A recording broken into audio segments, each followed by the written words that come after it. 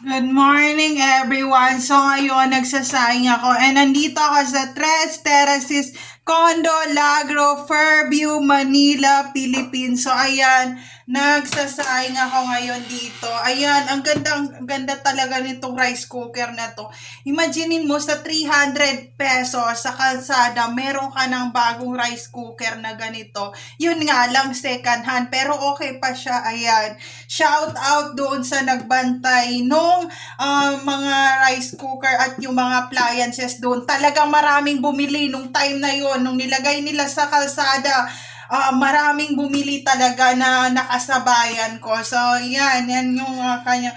Meron naman nalagay dito na ano na siya, kumbaga tinaste at yan, kumbaga na ano na nila na okay talaga yung product kahit second hand. So ayun, 300 pesos to and okay naman, lutong-luto yung kanin and ano na siya, parang automatic. Ayan, and you can cook, you can slow cooker and also bake. Hindi maraming bake, yung konti lang ng bake, and also functional cooking for soup, or kung gusto mo maglaga or magluto ng noodles or slow cooker, pwede rin to. So 300 pesos.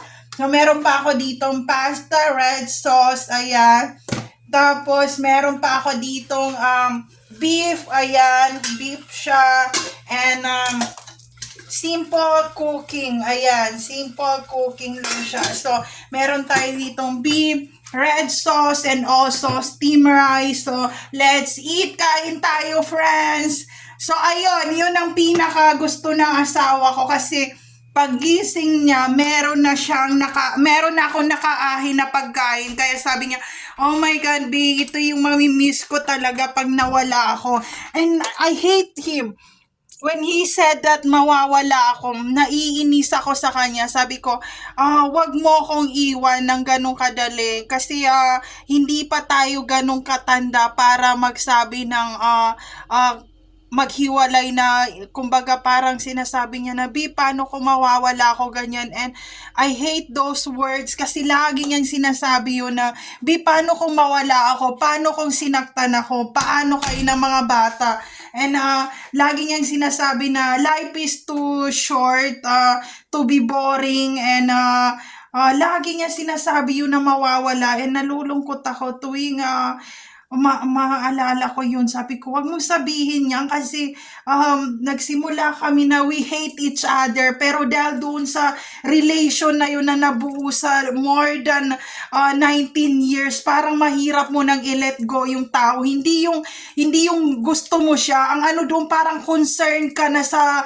kanya. Parang naging friendship mo na siya. Hindi na couple relationship. Parang naging kaibigan mo na siya and nakasama mo siya sa lahat ng ups, down, lahat ng nawalan siya ng trabaho, naging successful siya, nagsimula kayo sa wala, as in, nagsimula kami mag-asawa sa wala na kaming isasaing sa isang araw, and nawalan siya ng trabaho for 2 years rin siyang nawalan, and hindi niya sinusuot yung mga long sleeve niya, hindi niya sinusuot yung mga necktie niya kasi dati nagsimula siya sa parang merchandising or parang modeling lang nung company, and hindi siya agad naipasok sa programming. So he had lots of masteral for siguro naka 20 times pa siya ng masteral to para makipag-collaborate international to those magagaling na programmer.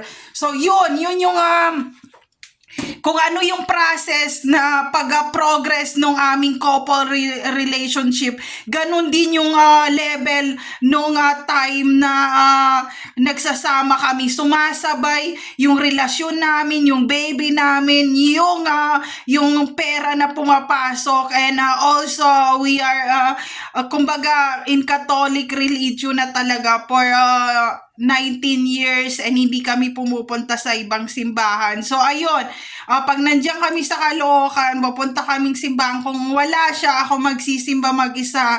So kung ano yung progress na build up namin, talagang nag-step 0 to 10 talaga yon. Kaya pag nandiyan na mga kasama niya, and also sila yung laging nagiging number one. And meron pang yung last na bago mag-COVID na pandemic talaga, nag-celebrate pa sila 8 years ago. Nag-celebrate sila ng malaking cake talaga na white cake. And parang sign of freedom raw to set them to those, kasi very stress yung kanilang trabaho. And ang haba raw nung cake na yon, na white cake, tapos nagpa-cater raw sila, ganyan. And sinabi nung boss na bakit hindi mo pinasama yung mag-ina mo, ganyan. And sinabi ng asawa ko na she's not type of ladies that always talk to the neighbor, and also into social life kind na ladies. And hindi siya mahilig ng publicity. And ayun, parang ay hi and hello mo kami, ganyan. So ayun, shout out sa mga boss na yung kung nabubuhay pa kayo ngayon or naka-survive kayo sa COVID. Kasi nung time na bago matapos itong COVID na pandemic, halos naubos yung programmer kasi nagkakasakit sila. And yung iba naman na-trap sa ibang country, and then hindi makapunta sa pamilya nila. So nagkaroon ng depression talaga yung company because of the 4 years COVID. And maraming naano sa mga test ng COVID, ganyan. Maraming nag-positive, and maraming nagpa-therapy sa mga hospital, and maraming naghiwalay na pamilya. So ayun, nagiging emotional lang ako, not because of the money, for those loved ones, or for those people that hindi pa sila makamove on to let go those loved ones or mahal nila sa buhay na natamaan ng COVID, and nahasing sa kung saan mga hospital. Dahil yung ibang mga mayayaman na kasama nila sa company, they go to jet flight for see those loved ones and bring their body to their country. And that's the sad part. And I always pray that hindi mangyayari yun sa pamilya namin, kay Hero, kay Gabi, sa asawa ko, sa akin, just we died or buried, or we want to fly in Philippines in alive and healthy, and not into that kind of situation. So rest in peace for those of you people that namatay sa nangyari nyo, because nung time na yon, ang pinaka number 1 na natamaan ng COVID is the India country. So rest in peace for your loved ones. And di ba, nakakalungkot talaga kasi nga hinahabol sila ng police mobile, and para silang hayop na hinihasing nga, and some of them in the refugee camp. And hindi ko alam kung sino na, kasi some of those people, nandoon din sila, and lagi nagbabumper yung computer, and hindi na umaalis yung asawa ko 24/7 para tingnan sila and sabihin na kumusta yung mga mahal nila sa buhay, kasi nandito sila na lugar. And pati ako na talaga ako, hindi ko alam ang gagawin ko. And I said to my husband that I cannot work to be a programmer, because if there's something calamity or something to those loved ones, hindi ko alam, I'm fired, I cannot move on, or maybe hindi ko kaya makita ang kasama ko sa trabaho na naghihingalo kung sa mga panahon na yon. So yun yung problema, kaya huwag niyo akong tanungin kung anong course ko, mahirap talaga akong kausapin ngayon. So ayun,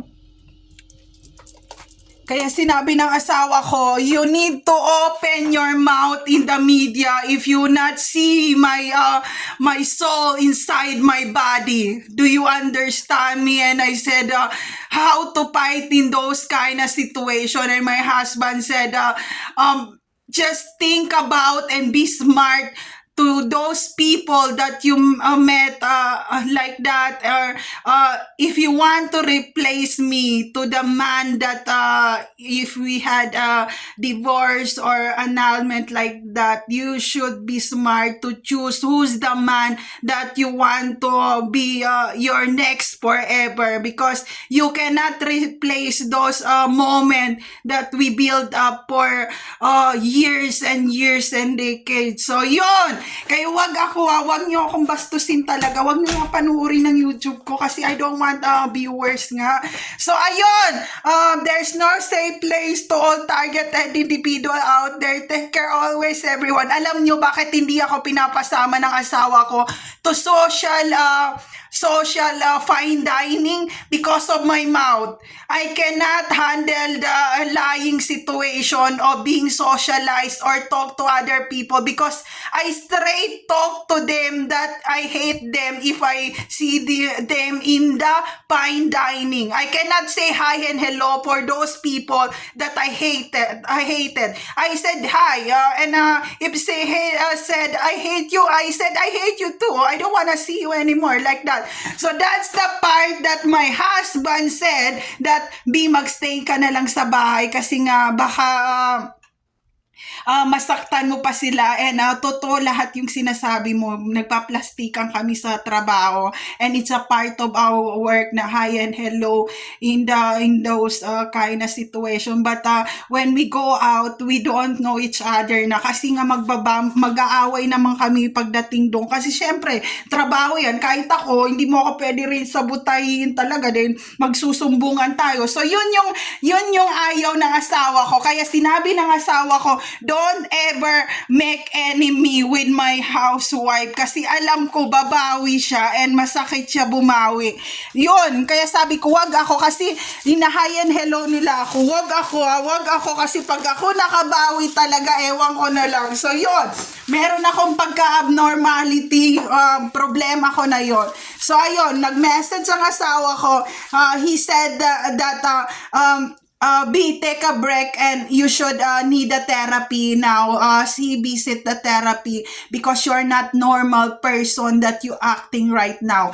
And I said to him, let go me and give me my freedom, because I fight for my freedom. Don't ever message me in the social media that I said that I'm abnormal, because all of this shit mouth that I shout out to my media or my YouTube channel is real happening in real base on my story, not in your story. Don't ever do something bad to me. So yun, there is no safe place to all targeted individual out there. Take care always, everyone.